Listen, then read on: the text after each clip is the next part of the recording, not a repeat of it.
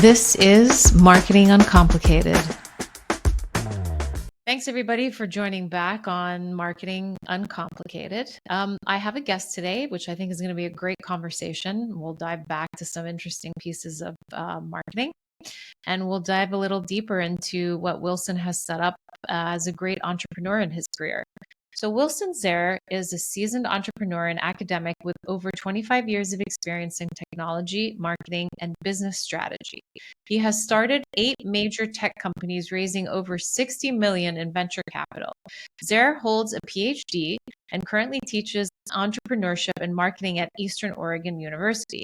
Welcome to the show, Wilson. No, thank you. Thank you for having me.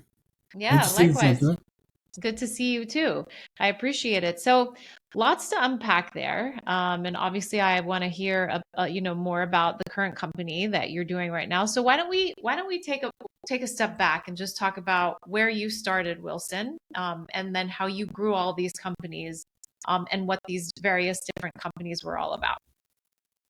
Wow, that's a broad brush for sure. Um, where do you want me to start? Start with maybe the first company that you raised VC for.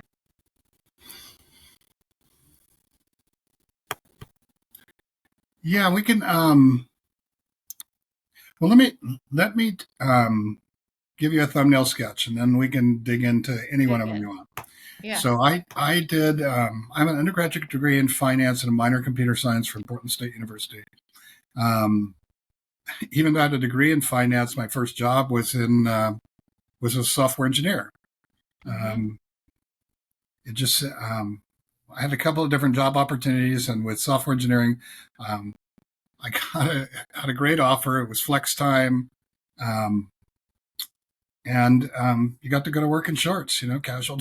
So Yeah. it's like maybe that's the answer for me. So I did that for 5 or 6 years. Went back, got my MBA, Mm-hmm. and went to work in marketing. Really, first at the software company. I worked for a company called Verdix, and Verdix was a company that made compilers. Are you familiar with the term compiler? No. Okay. In At this most basic level, what a computer understands is zeros and ones. And so, but what a software engineer understands, or somebody who's writing code for a computer, is something higher level than that, English or some language. A lot of what we do is we write programs in higher level languages, and then a compiler takes that higher level language and turns it into the zeros and ones the computer understands. We won't spend a lot of time on the idea of compilers versus interpreters or things like that, Mm-hmm. but basically the tool we built was for a language called Ada, which was mandated by the Department of Defense for all mission critical and embedded systems applications. Very So cool. there's probably some of my stuff still flying around somewhere. I'm sure. um, After that, I went into marketing. I went to a company called Cadre Technologies. I worked on a set, I was product line manager, worked on a set of software automation tools. Basically, our tools worked with maintenance and reverse engineering of Mm-hmm. existing code. Did that for a couple of years and then went to work for a company called Sequent Computers. Sequent Computers made symmetric multiprocessing computers, um, the best computers to run an Oracle database at the time. And it was at the time when Oracle was blowing up. And Mm-hmm. so I managed our global relationship with Oracle Corporation, which is a $300 million business for Sequent, give or take. Mm-hmm. Um, and then that was about the time, after I was at Sequent a couple of years, it was about the time the internet was taking off. So 2015-ish. And so I went got together with a couple of friends and worked on a startup um, that did voice over IP applications and servers. The organization was jointly funded by Microsoft, Intel, France Telecom Italia, and our customers were some of the largest telephone operators and internet service providers in the United States, well, in the world, really. My Mm-hmm. clients were mostly in the United States and Canada, but we did work with some overseas as well.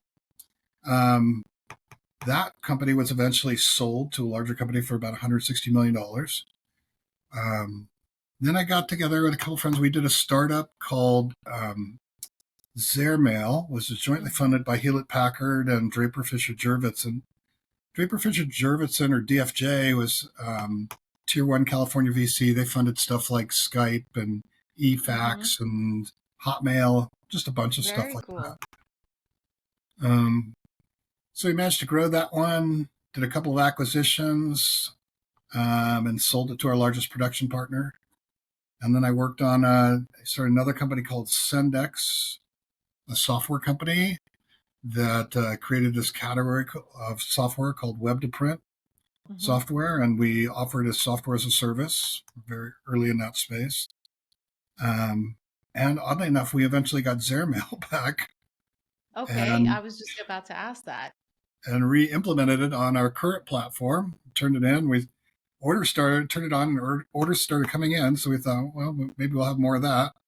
Yeah, And along the way, I've just done a lot of teaching and helped a lot of other people with startups, and had a lot of opportunity to do something I really enjoy doing, which is creating new ideas, working with new technology, and creating new businesses. very cool. So just to dive in a little bit more with Zare Mail, when you say that you got it back, what was the process of that? So you obviously sold it, and then did you buy it back or? Yeah, it was kind of an odd deal where we sold it to our largest production partner, and they were subsequently acquired by somebody else, who was subsequently acquired by a very large production partner, printing company, and one Mhm. of the largest in the United States. And they just didn't know what to do with it. I mean, it was a rounding error for them, and it was Yeah. complicated, and so basically we got it back for the cost of the URLs and the trademarks. Oh, Um, that's great. yeah, we didn't need any software because we had our own platform. um, yeah, so we just re-implemented it on new software, and that worked pretty well. Yeah. So what sets Zare Mail apart from your competitors in the industry, and how are you guys doing things differently? I guess now that you've got it back in your court, and what are the things that you're changing when you first launched versus today? I think that the key difference is that Zairmail's really it's a software company, right? We manage a network of production partners, Hmm. and because of that, we can choose the partners that are the best suited for each job. Whether that means the ones that are closest to the destination where the mail will be delivered, and we're Hmm. talking Um, just to be clear, we're talking about mail, letters, postcards, self mailers, not email. Yes, Um, exactly. yeah, it seems like in the early days there was some confusion about that. That's why we have to have postal artifacts on our website and on Yeah. other offerings. Um, Oh, that people were thinking that you guys did email marketing versus yeah, direct exactly. direct mail. Okay. Yeah. So Yeah.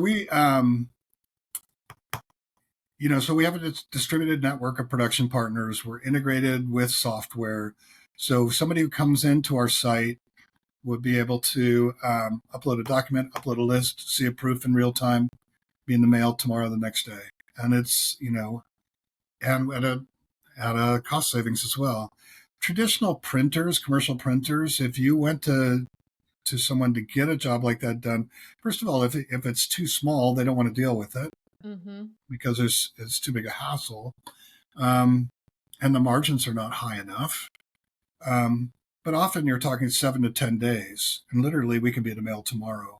And in fact, when we're producing through this network, if I have a customer that's in Virginia, for example, I can route those letters electronically and produce them in delivery in Virginia, and they look like an overnight delivery in Virginia. Got it. Got it. The U.S. Postal Service, interesting stat. I mean, when I was a kid growing up, people joked about the U.S. Postal Service, how bad the service was.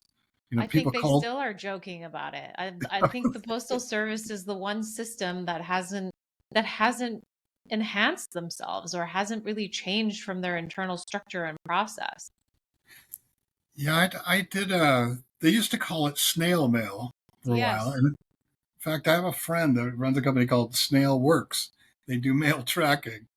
Yeah. Um, the Postal Service doesn't really like that term. I remember one year we did we were doing Christmas gifts, and I made these these mugs. I still have some here somewhere. I'll have to send you one. They're Yeah. mugs, and I put like we put hot chocolate with the little marshmallows in it, and Yeah. something else. And on it said Zare Mail, taking the snail out of mail. Yeah. That's amazing. And I sent one to my friend who's the VP of marketing at the Postal Service, and he got really mad. He sent it back. Yeah.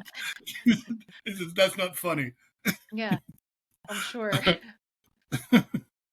But anyway, that's the kind of mistake it's better not to make twice. Yeah. Yeah, that's totally true. um, Is he still the VP of but marketing there? no, I don't think so. Yeah. Um, the the thing is that the Postal Service, because um, the U.S. Postal Service handles about 40% of the world's mail, so they have to be incredibly efficient. And with the automation and the postal barcodes, et cetera, they do a much better job these days.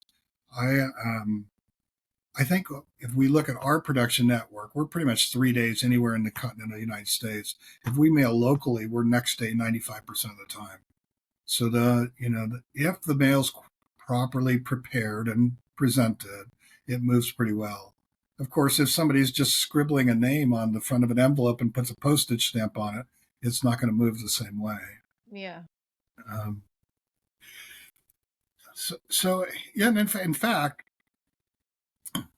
I was in the postal office in Portland, Oregon, one time, and I asked the guy. I said, I mean, they had mail in a postal business mail entry unit like that. Is everything's on big pallets and they're moving Yep. around with forklifts Yep. and stuff. And I said, man, this place is looking pretty organized these days. It used to just be, kind of a madhouse.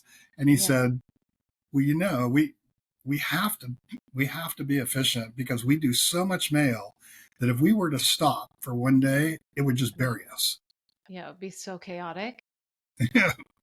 So so that's interesting. And Yeah. there's a lot more to it than it might look like. I mean, when we first got into it, we're like, software engineers, tech guys. We're like, it's mail. How hard can it be? Yeah. What was the like tipping point for you guys to start Zare Mail back in the days versus like when you acquired it back? Like now, what is the differentiation of like what you guys are pushing now? Like what are you seeing back then versus seeing what you're seeing now? Well, we started out to do something a little bit different. I mean, Hmm. the first product we designed was really designed as a consumer application. And so the basic idea was that's how we got DFJ involved. DFJ worked on a bunch of free services, pre-bubble Hmm. on the internet. So Hmm. eFax was a free fax. Yeah.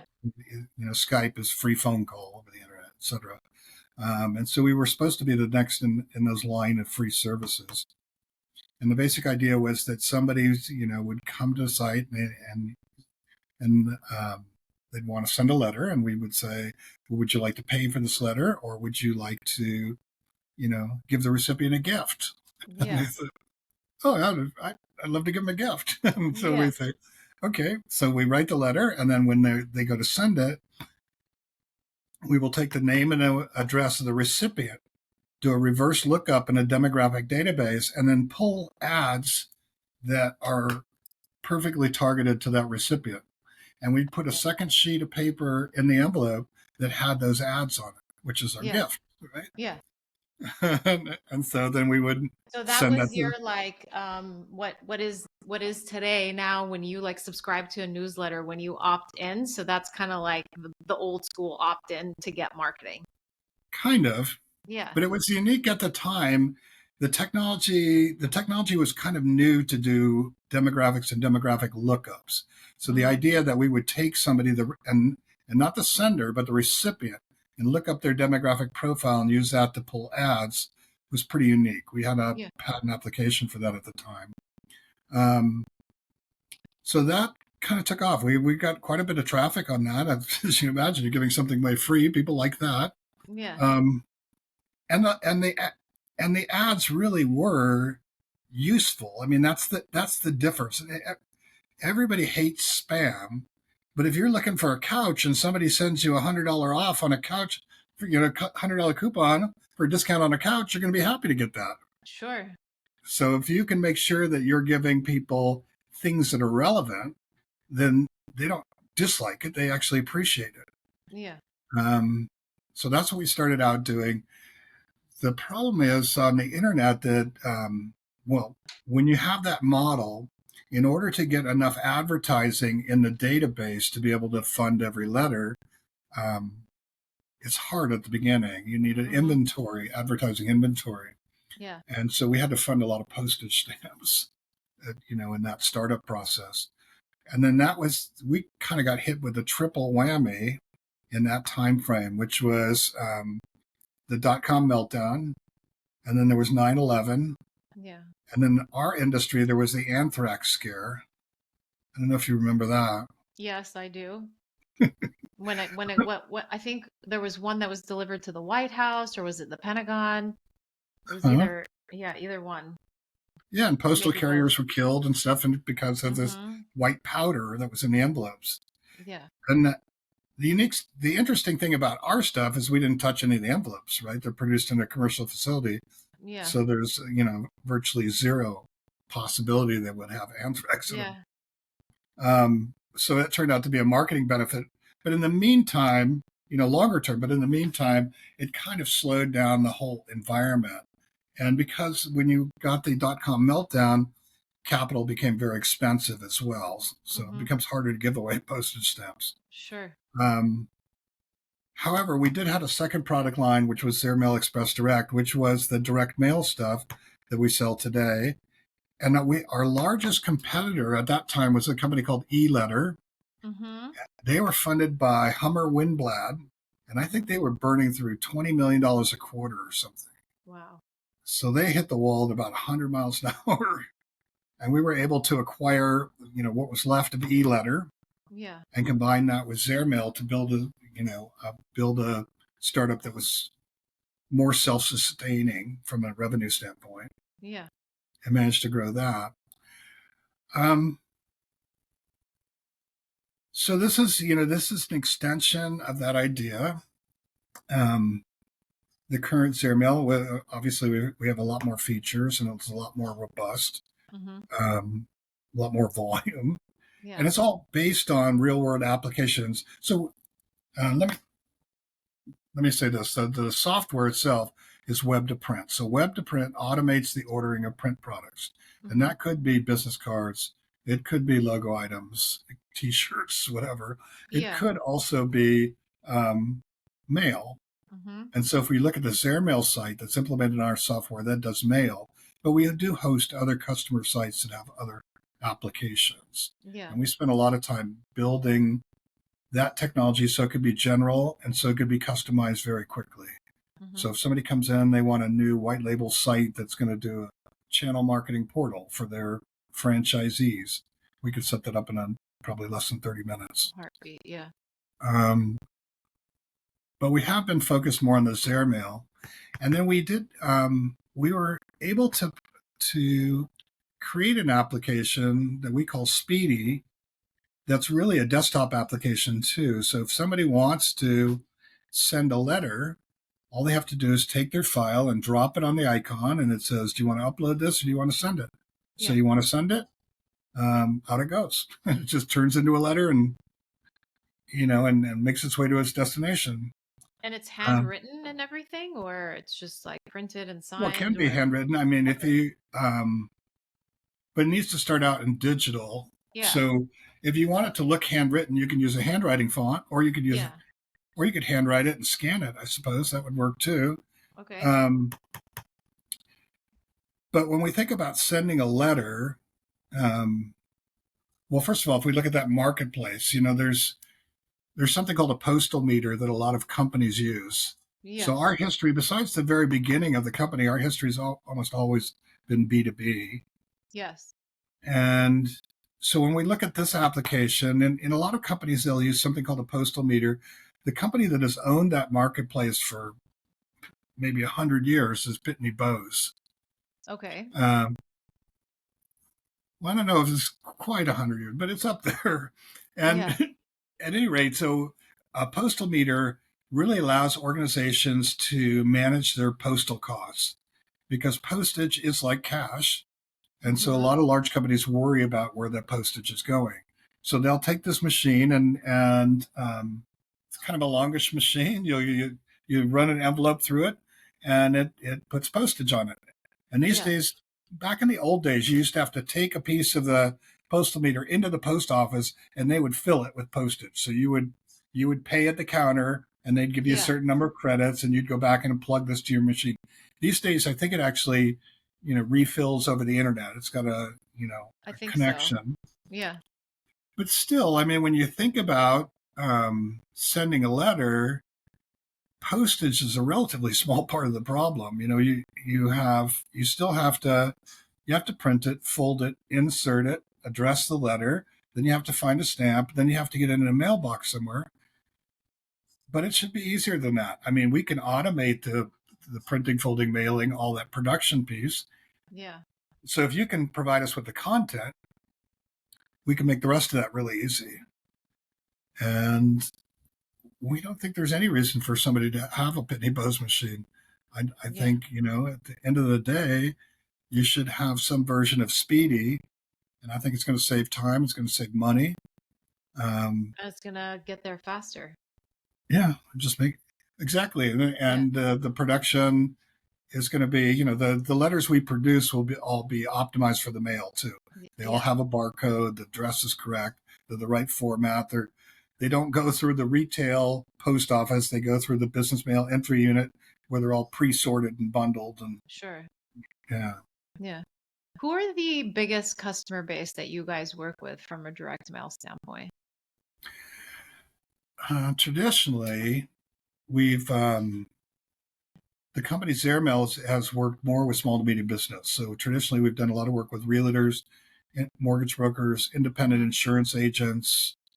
Um, but really, I mean, so there's some concentration in those industries. Forever, if a realtor gets a listing, they have Hmm. just listed postcards they want to send out, or just sold when they sold it, or Yeah. they'll use it as a marketing tool. They've got a client who wants to be near a certain school, and so they'll send out a note asking people if they want to sell. Yeah. Um, so that industry has always used mail in that way, and I mean, we didn't touch this, but there are certain things that mail does that no other tool really does. Yeah. Um, did you want me to Yeah. throw those out Yes, here? Or I do. No, I want to hear no? about it. Like why direct mail? I mean, because you are going to answer a question that I was going to ask. So, but go ahead. That's Yeah. fine. The thing about direct mail is that first of all, it's direct mail can reach every consumer in a business 6 days. Every consumer in business in America 6 days a week. Yeah. So no other medium really does that. Um, Even you think about email, search engines, things like that. They really don't have that kind of reach. Breach. Secondly, it's proactive. I don't have to wait for people to find me. If I'm doing AdWords or search engine marketing, I really have to wait for somebody to go to the search engine, type in a term, and then direct get their attention to my site. Yeah. But with direct mail, I can reach out and touch them. I don't have to wait for that. Thirdly, is demographic targeting. The demographics for mail are very well developed. If I need to reach Jewish dentists in New Jersey who've purchased a car in the last 6 months, I Hmm. can get that list. Yeah, you I don't can know. really, I think a lot of people misconstrue that you can segment down your outreach, thinking that digital is the only way to do it, where in fact I think because marketing on Facebook has taken away things like, being able to target somebody by their household income and certain like demographics, you still have that ability through direct mail. Yes, exactly. You should have that available with most tools. It's Hmm. just more available with mail. Yes. So if you think about direct response, any kind of direct response doesn't have to be mail. Direct Mm-hmm. response can be TV or radio or, Mm-hmm. Mm-hmm. any medium. But, if you think about the components of success, about 70% of it is probably the list. Yeah. Another 20% is the offer, and whatever's left is creative, which is really kind of odd because everybody focuses on the creative, Yeah. but the most important piece is putting the right offer in front of the right person. Mm-hmm. True. Um, Sometimes when we're doing, for example, mortgage marketing, you can use credit score data if you're a bank, right? And Mm-hmm. so you can look at people, the length of time they've been in a house, or you can look at when they first got their loan to estimate the interest rate they're probably at. Yes. And then you can look at their criteria, FICO score, 30-day lates, bankruptcies, that kind of thing, and pick only people that underwriting can underwrite. Yes. And then Exactly. so Which is what yeah, you and so then can't you can do reach on out. digital marketing. You can't do that on digital marketing. No, I haven't seen anything that would work like that No. yet. Yeah. So, and people try. Sometimes we'll do appends. We'll take a mailing list and we'll try to do an email append to it. Mm-hmm. But the match rates are still not very high. And the challenge with email is that, first of all, if it's tied to a company, people switch jobs and stuff, and that email Mm-hmm. just changes. Yes. But it also, the average person has something like 2.7 email addresses. People Mm-hmm. might have one on Gmail and one here and one there. And so which one do you use? It's kind of hit and miss. And then if you do come up with a list, that you want to use, there's all these, industrial strength spam filters in the internet too. So something like 30% of even legitimate email is never delivered. Sure. Um, but you're not going to run into any spam filters with direct mail. No. I mean, you're not gonna deliver to X address, right? So, Yeah, exactly. And yeah. I guess the final piece is that it's just built into the American psyche. The Postal Service would call it the mail moment when Mm-hmm. people get home and they look in the mailbox and see what they got. Um, There's still that I, nostalgic effect to it. right? Yeah. I'm not sure it's quite as celebratory as the Postal Service would have us believe, but most people are used to it. I mean, it's not a negative reaction because it's just built into the culture. Yeah. Whereas, these days, you're telesales and you call somebody at home, interrupt their day, Yeah. you're going to get an ear full of it. People Oh, for just sure. don't appreciate that. Yeah, totally. Um, so that combination of elements makes the mail a very unique tool, especially for marketing to consumers. Mm-hmm. Mm-hmm. Um, so that's, we see a lot of people using it that way. I've told you about our traditional verticals, but we get all kinds of things too. We've got, funeral homes and hearing aid centers. And Mm-hmm. I saw one yesterday for a volunteer fire department. I mean, there's Wow. just all So kinds of. it is really cost effective from the standpoint of like you don't have to send out volume to really get the reach that you want to reach. And No, so like your mom and pop's bakery in the neighborhood, let's say for example, one opens down the street from me and they want to target a bunch of the buildings in that radius, then it's pretty Mhm. cost effective for them to do that. Oh yeah, no, I think so. I mean, the one thing is though that you really want to be targeted because postage stamps cost money. I mean, Sure. so there's some cost to it. But there is also Traditionally, some costs like from a digital standpoint because you're still paying like a cost per click or like a cost for when somebody signs up an email and stuff. And postage is what, 25 cents for a postcard or depending on the size and so on. yeah, it depends on the size. They're going up again. The Yeah. current Postmaster General has been really aggressive about raising prices. I think he thinks he's going to break even. Um, I'm not sure that really needs to happen because the Postal Service really it's a universal service, right? They Mm-hmm. have their job is to deliver to every household and business in America. Yeah. And if you're delivering, two letters to a rural house out in the country somewhere, that's never going to be profitable. Yeah. Um, but it's a service we provide to our citizens, communication service. Yeah. So I don't know. I'm whining a little bit about that, but Yeah. um, still, I mean, the postage here in the U.S. is much lower than it is by international standards. I mean, we get a deal here, Yeah. um, and the mail service is very effective. But we really do want to be targeted. The thing about email is the reason why that became so popular was that because it had a very low cost, right? And you didn't really. The thinking was maybe I don't have to target. Maybe I could just carpet bomb the world Yeah. and hope people will get back to me. Yeah. But that doesn't really it doesn't really work that way, and that's why spam gets such a bad rap. Yeah. Yeah. Yeah.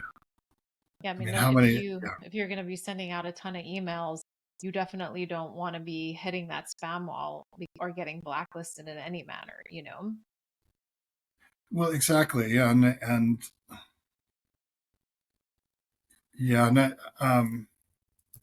and how many customers are there for performance enhancing drugs out there anyway? Yeah, So totally. Totally. so I don't know. I think even with email, we're better off if we target. If we Mm-hmm. have know the people who need our product or service and are in a position to purchase it, then we're Yeah. almost always going to be better off. Are there such bundles that like smaller businesses can buy into to be able to utilize direct mail as a form of marketing for their brick and mortar business or to just generate awareness, or is it just the same cost across the board? Or, what is an opportunity for a small business to be able to utilize your service and your offerings? Oh, well, if you have a piece, you can design a postcard or a letter, right in Microsoft Word, right on your Yeah. desktop. If Yeah. you don't want to use Word, there's services like Canva, Mm-hmm. which is pretty popular these days to help you design a piece. Mm-hmm. Then you could use a service like Zare Mail to automate the production and delivery. Um, the best, there, if you get large volumes, there are definitely discounts for larger volumes. But the biggest discount is 500 pieces because that's where the pre-sort kicks in. Yeah. And Pre-sort is something called a. Go ahead. Sorry. well, I was gonna say at like a 4x6, which is like I think the standard postcard. And if somebody sends out 500, like what is a small business owner looking in terms of cost? Um, I would say, if you're sending out 500 postcards, you're probably talking about $300, give or take. Okay, so that's not bad. I mean, if you think that because once they go on and they look at Zare Mail, they can narrow down like who they're looking for in terms of zip code and like all that kind of stuff. All of that can be done. Well, so we actually have a service on Zairmail that allow you to buy a list. Okay. We don't bundle them together mainly because a lot of our customers already have lists. Yeah. If you're thinking about like a realtor or a mortgage broker or someone like that, they usually come to us and they have their data already Yeah. and they have their piece. So they just need somebody to print it and mail it. So we do that, but we do provide a service where you can buy lists. We have on the consumer side, our lists come from Axiom, Mm-hmm. which is the largest consumer database in the United States. On the business side, we're using Dun& and Bradstreet. Mm-hmm. So you can go in there and you can put in, for example, you mentioned the little Mm-hmm. shop near you. You can do a radius search. So you can put in your street address and then say, I want everybody within 1,000 feet or a quarter Yeah. mile, Yeah. whatever, of that address. And then you can add stuff to that, like you could say only people with kids or only people with an income greater than this, or you know, um, just there's a whole bunch of criteria that you can use online, and in fact, we actually limit the amount of things you can ask online because it just becomes too complicated. Yeah. But there's probably 1,000 or more different criteria that you could select people on. The key is to understand what your customer looks like. In marketing, we talk about personas, right? This Sure. idea that you try to describe who your customer is. But that can work here too. I mean, if you know who your ideal customer is and the characteristics that help distinguish that person, you can just plug that into your search and pull a list that looks like that person Yeah. or those people if there's more than one profile. Yeah. Uh, um, and then once you have that list, you purchased it, at least through Zare Mail, it's yours to use for as long as you want. So Exactly. we would usually say that you should refresh it at least once a year because people move and the data gets old. Yeah. Um, but certainly you can get a lot of use out of it for the year you are using it, or you could continue to use it. I guess it's just a question of what the returns look like. Yes. Once you start getting too many returns, then it's a We good idea to continue. update because once again, postage costs money. So every one of those ones that comes back costs you something. Yeah, exactly. Exactly. Um, but the And reason why I said 500 pieces is because within what's not immediately obvious when you're working with postal service retail with stamps and stuff is that there's something called pre-sort, which is really a work share discount mm-hmm. with the postal service. So when you submit a letter to the postal service, they have automated equipment that'll try to use OCR to identify the address and to group them into bundles that are going to similar places, Mm-hmm. so they can be very efficient. But what we do when we produce them is we actually sort them and print them in the right order Okay. and then put barcodes on them. And because we do that, we qualify for this pre-sort discount. So we get a discounted postage rate, which we pass along to our customers. Got it. Okay. And that pre-sort requires at least 500 pieces. If you're under 500 pieces, from 250 to 500 pieces, we can still use a postal indicia. A postal indicia is the little square box you see on letters sometimes that says U.S. postage paid. Yes. And that's, excuse me, and that's more efficient for us because we don't have to put on a stamp. Mm-hmm. We can just print it on the envelope. So there is some discount for that. If you're under 250 pieces, then you have to use a live stamp. Mm-hmm. So that's more expensive. Yeah. Yeah. Yeah. So if it's always going to be less expensive using Zare Mail than doing it for yourself. Yeah, for But sure. if you have Or like 500 or more pieces, yeah. you get the discount postage. Yeah. You mean like doing it for yourself, just going to the post office itself, right? Yeah, and I have Because you're essentially not getting the list. excuse me. Oh no, that's okay. Yep, this is a dry throat. Yeah, no worries. Because you're not getting the list that you would as you're getting the support from Zare Mail that is helping you kind of navigate that. Oh, it's well, it's more than that. I mean, Yeah. we just did a postal. Um, we just did a piece for a symphony orchestra. Okay. They have their, it's in a local community here. They have on a quarterly basis, they'll have a big production, and they send out postcards to invite people to it. But if they weren't to use our service, they would have to go to something like Kinko's or some kind of local printer. Mm-hmm. They would have to have those postcards printed. Then usually they would have labels. The address would come in the form of labels, and then they'd have postage stamps. And then the ladies who run the place would all get together at a big table. And Yeah. they'd each take a stack, and they'll go through and put labels and put stamps on them, and go through and do that whole batch of postcards. And then they have to get it in a mailbox. Yep. And because they're mailing it, and because through retail mail, and they don't have a barcode or anything on it, it takes longer to get delivered. Returns are higher. The pieces tend to get munched up a little bit because they're not set up to deal with the automated equipment. When they use Zare Mail, they're able to upload a piece, see approve, push the button, and they're done.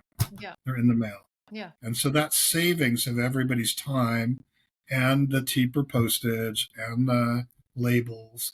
The product they're going to produce is a much more polished too, because you won't have all of those labels. And there's one additional thing that we do, especially with postcards. What we learned is that when you're doing a short run,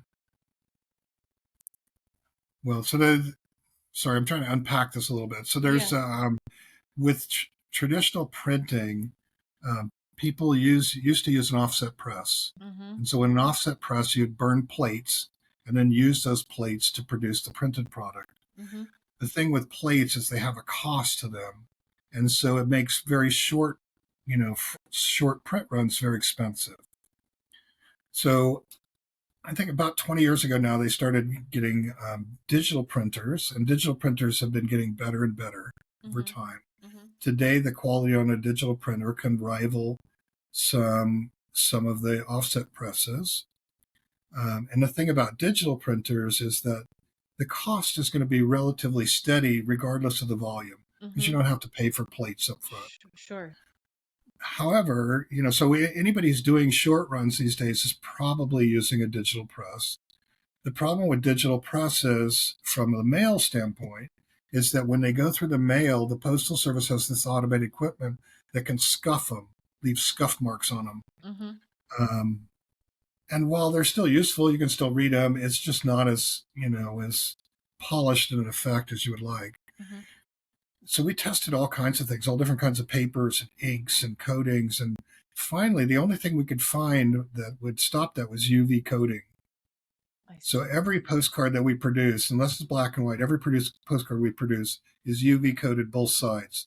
And UV coating is like a thin plastic coating that serves two purposes. In this case, it protects the card from scuffing in the mail. Mm-hmm. But secondly, it makes a card feel thicker and more substantial, so Mm-hmm. more polished product. So when we're doing this postcard for this symphony, we'll actually print the front and the back. We don't need labels because we can print the address right on the front of it, and then we UV coat it. We seal it all into the card. Yeah. So the product you get is very polished and professional looking, much better than you could do at home or Yeah. at the symphony orchestra building. Yeah. I love that. Um, I love digging in because obviously I love the analytics piece and getting more segmented in terms of like your outreach and who your audience is, because it's just becoming more challenging on the digital sphere and in that world in and of itself. Hmm? Why do you think everybody should be using direct mail in terms of like marketing and stuff? So it's like, how are you guys getting more, I would say, how are you guys pushing your message out to the more unique places like the symphony orchestra, like the hearing aid pieces, to really start to think about that direct mail can be just as sexy, if not sexier, than a digital ad, and actually can have a higher return on investment for them? To utilize that. What are you guys doing from a marketing standpoint to really get an inbound of clients into your database? It's a little trickier for us because we do use direct mail, Yeah. but once again, we're almost entirely business to business too. Yeah. Yeah. So we're trying to reach businesses, not consumers. Yes, that's what I mean. How are you finding your businesses? Um, so we will do various promotions. We First of all, every piece that goes out says Zare Mail right on it, right in the indicia. Yes. So we get it's not much, but it's something. Yeah. Um, we'll use Google AdWords and we'll use search engine optimization. The Zare Mail site has been around for a long time. I Yeah. mean, So if you you have good go on, authority. what was that? You have good site authority. Yes, exactly. Yeah. I mean, the Wayback Machine. If you ever see the Wayback Machine online, catalog sites that Mm-hmm. are have been around a long time, Yes. and you can still see the Wayback Machine. You can still see Zare Mail from '99, Yeah. and you can see it over time how it's changed. Um, yeah, so we have good site authority. We spend a lot of time doing articles and videos and other kinds of content to enhance that. Yeah. Um, And then we do a lot of, targeted marketing. We find segments that we're interested in, and we'll buy lists, mail lists, email lists, and we'll do outreach Mhm. and try to connect with decision makers and, help them decide to use our product. Yeah. What has been your most successful in terms of a marketing channel for you guys? Well, we have today we have an email list. Mm-hmm. We have a newsletter that's published at least once a month, sometimes twice a month, and it reaches out to 200,000 small to medium business customers. Mm-hmm. So when we send that out on a bi-monthly basis, we'll usually see a big spike across the site. Yeah. Thousands of people who visit. So that's been useful for us. Mm-hmm.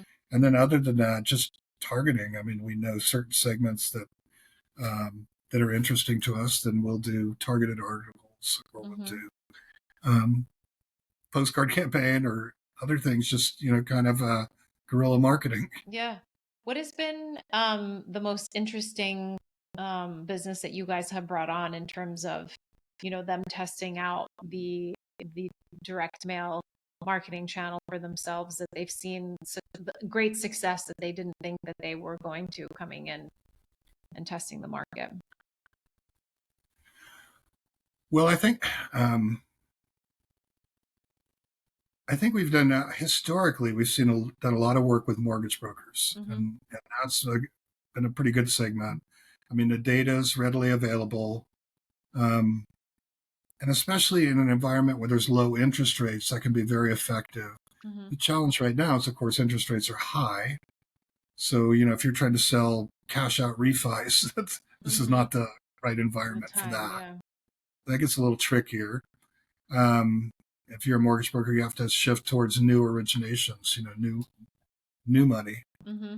which is harder because you can't anticipate when people are going to buy a home. Mm-hmm. Probably you end up working with realtors and building relationships that way. Yeah, because the cycle Um, of buying a home is it's not what's the word I'm looking for? I mean, it's not like a timed kind of cycle. It's its own unique cycle based on families, right?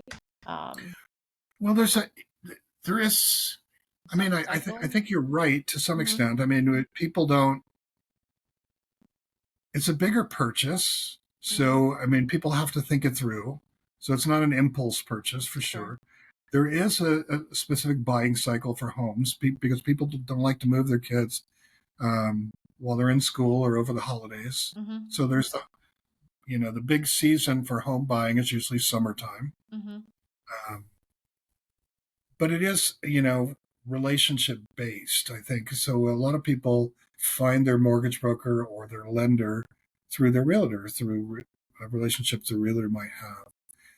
Whereas when I'm doing something like a cash out refi, that's kind of it's more data driven. Mm-hmm. So I can look at interest rates, I can look at existing loans, I can look at scores, and I can identify the people who need the product or service that I'm selling. Yeah. Um, Now we do have some banks that are doing on the buy side too. For example, there's something called database triggers. Mm-hmm. So a bank will take their whole database, their list of customers, and they'll upload it and set it up as a trigger so that when any of their customers in their portfolio runs a credit report, um, it'll get a flag. Mm-hmm. And then the bank can reach out to them and say, hey, you thinking of buying something new? We can help. Yeah. So Very that's, interesting. if you can get people right at the point where they're ready to make a decision, that's a really good thing. Yeah. It's good for the consumer too, by the way. I mean, Totally. and Totally. Where do you see, or where twofold, where have you seen technology move over the time that you've owned Zare Mail to really kind of increase business, and where do you see technologies going in support of direct mail and as a marketing channel? well, for us, I mean, we use automation to increase the efficiency, to increase the turn times. I mean, we'll do some very large orders where we do the next day or the day after, Sure. and that would have been impossible 20 years ago. I mean, Yeah. even 10 years ago. Yeah. So through automation, we're able to move bigger orders faster, Mm-hmm. and we're able to get them delivered more efficiently too because of the way the network is used, Mm-hmm. the production network. We also live in an area where we can get more data on um, network performance. So we can get data from the U.S. Postal Service on when things were submitted, when they were delivered, where they're running slow, where they're running fast. So we're doing a lot of work right now on trying to um, create predictive algorithms to help us understand how the mail's moving and how to make it move more efficiently. Yeah. So we'll just get better over time, especially as the amount of data available increases. Yeah. Um, as we have more data to work with and we know how to harness it, we can get more and more efficient at doing that. Mm-hmm. Um, in addition, being able to build things. I mean, if you look at our stuff today, we're able to take orders and slice them and Yeah. send different pieces to different places, which will allow us to make a batch more efficient, but also makes it so there's no single point of failure. There's Mm-hmm. more reliability. Yeah. Capacity is not an issue. We have tons of capacity. Yeah. Um,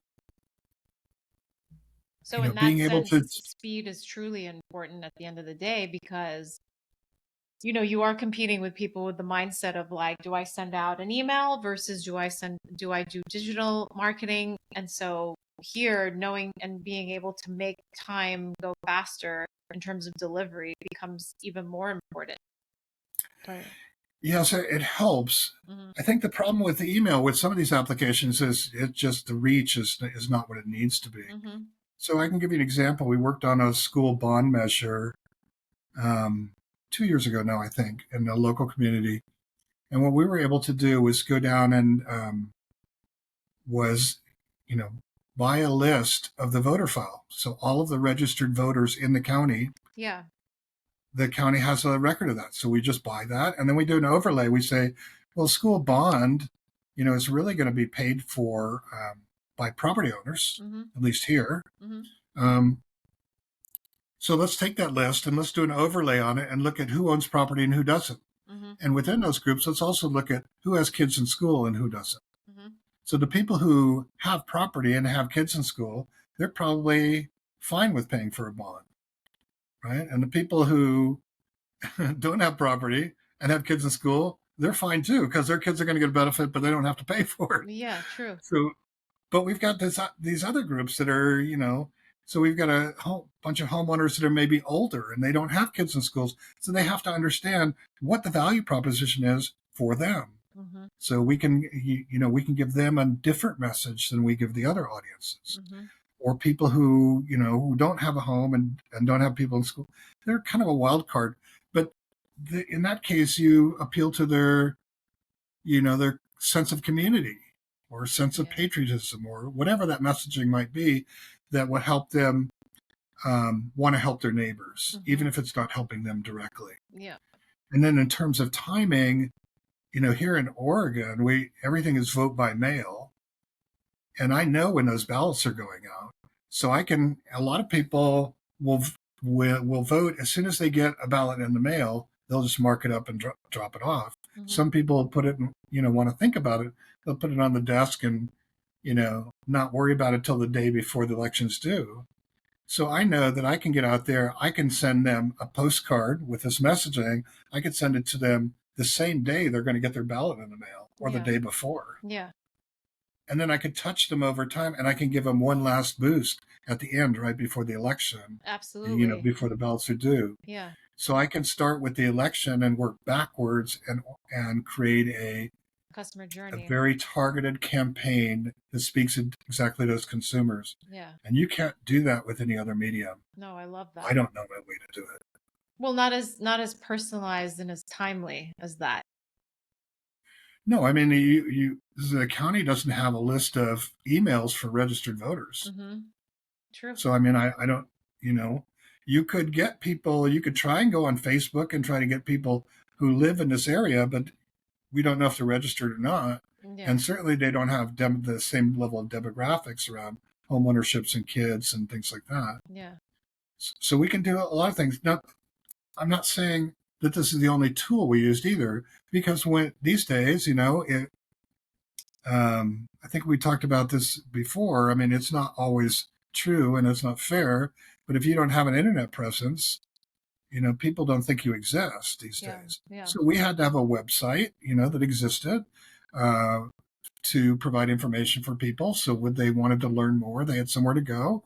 We had videos on there that we took in the community.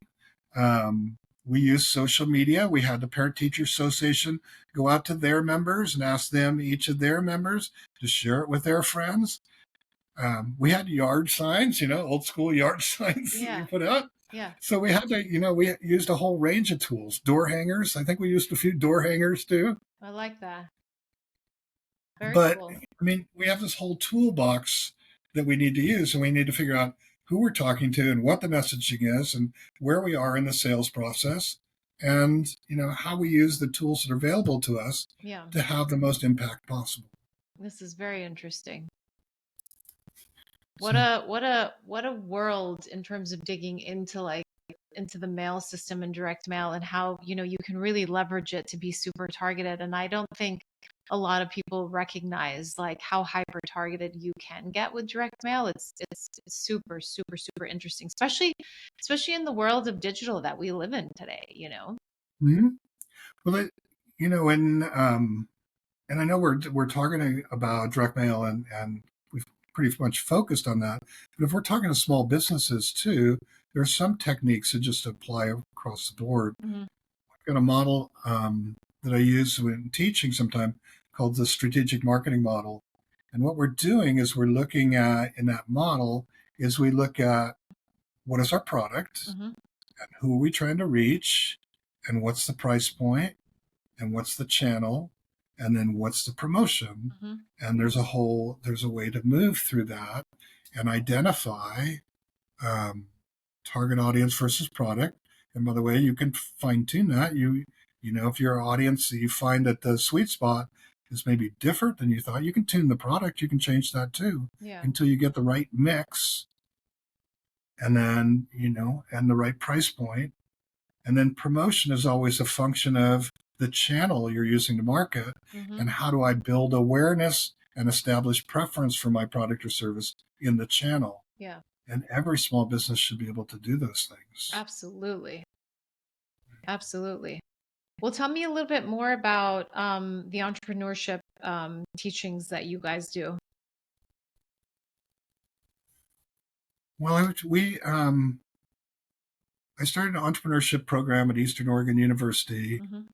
And is it We of just course for have the students over there, or is there opportunity for somebody in a different university to log well on my and? fo- Mhm. yeah, my focus at Easter was really the students at Okay. the university. But we did have, we have an entrepreneurship class, but we also had an entrepreneurship club that any student could be involved in. Hmm. We participated in a statewide competition to, to find new business ventures. So all of the, I want to say public universities, but it's more than that. It's public universities and some community colleges in Oregon participate in that activity. Yeah. Um, we have guest speakers. You know, one of the things that Tim Draper, Tim Draper talked about a long time ago, but although I know he still talks about this today, Hmm. is this idea of having heroes. What entrepreneurs need is heroes, people that that young entrepreneurs can look at and say, if he can do it, so can I. Yeah. And so we did a bunch of pub talks where we'd bring in influential or successful entrepreneurs, usually from the local community, Hmm. and they would talk about their entrepreneurial journey. Yeah. Here's where where did the idea come from? How did you get started? How did you build a team? What are the, obstacles you ran into along the way? How did you overcome those? What suggestions would you give to somebody who's just starting out, trying to do that for themselves? And put together a bunch of talks like that that I think were very not only instructional, but they're inspirational as Hmm. well. Hmm. Um, and then I started a capstone program at the university. Okay. And I've worked on 3 of those now. I did was part of the team that did the capstone program for Portland State University and the program at Concordia University and now at Eastern Oregon University. And basically the idea is that the students, it's usually a strategy course, business strategy course, and the students have a core curriculum to complete, but they also complete a live consulting engagement with a community partner. Mm-hmm. A community partner is usually, a business or a nonprofit or a government agency that we find. And we do some of those in the marketing classes too, because I feel like the students get a different experience when they're actually working with a real problem, with a real business, customers, owners, and they can see what's really going on. And there's also a sense of accomplishment when you could deliver a project like that and make a difference for somebody. Mm-hmm. Servant leadership Sure. is, a lot of people use those buzzwords, but this is a way to actualize it. It's where the students can actually make a difference for the community. Yeah. And over a period of years, we delivered over 90 of those projects for community partners. Amazing. And worked on all different kinds of things. Yeah. Workforce housing and economic development and business expansion, marketing positioning. And it's fun for me too, because I get to work on new things, different things, see things I haven't seen before and build relationships with other professionals and with people in the community. Totally. So I think it's a really great thing. And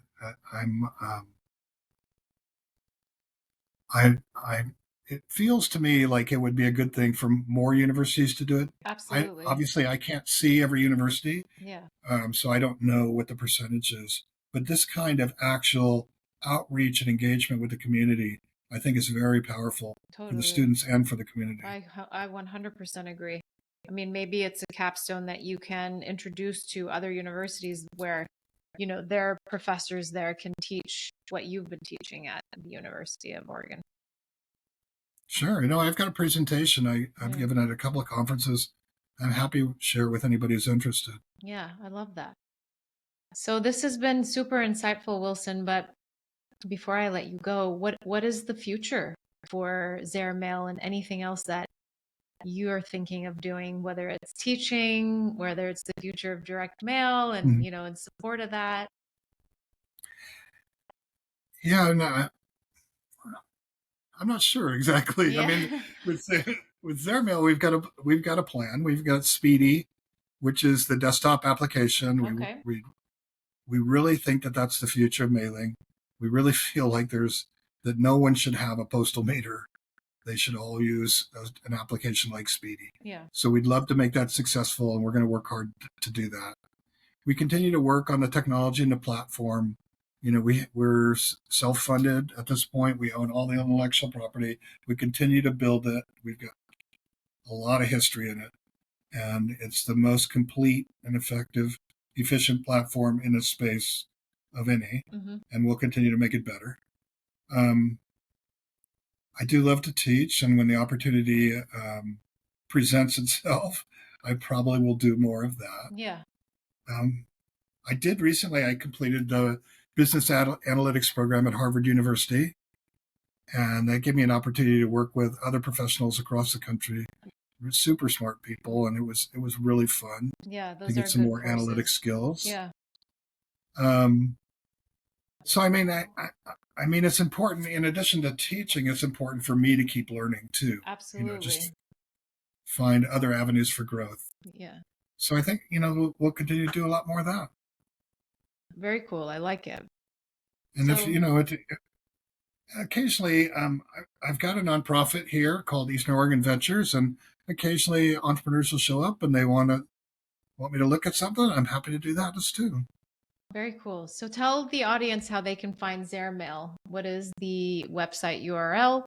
And then if they look you up on LinkedIn as well, how to find you there. Okay. Zare Mail is like airmail with a Z on the front. So www.zairmail, zairmail.com. If you want to download the desktop app, it's zairmail.com/speedy. and it doesn't cost anything to download. So I would encourage you to download it, try it, and give us some feedback. I mean, we're a software company.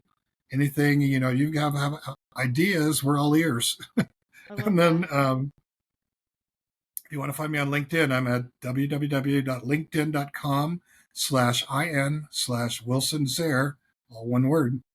That's fantastic. This has been super Yeah, great, I think I Wilson. have my academic website's out there somewhere too. Okay, that's great. Yeah. I can add it into the bottom of the description of the podcast if you have that, and we can put it in there Okay. once it goes live. Yeah. No, some of the videos we talked about for entrepreneurship and things like that, Are all they're there. posted in there. Oh, Yeah. fantastic. So that will be a great resource for everybody listening. Cool. Yeah. I was hesitating a little bit because I still have to polish a little bit. Yeah. But if It's 80. wilsonzare.com Yeah, if it's gets you there. 80% good, then it's going to be good for somebody for sure. Oh, yeah. No, there's lots of great content. Oh, that's amazing. Well, thank you so much, Wilson, for your time. This has been super informative, and I'm sure there's going to be a lot of resources to check out. So I appreciate it. And thank you for being on. Well, thank you, Satya. Really appreciate the opportunity. Always happy to help. Yes, thank you.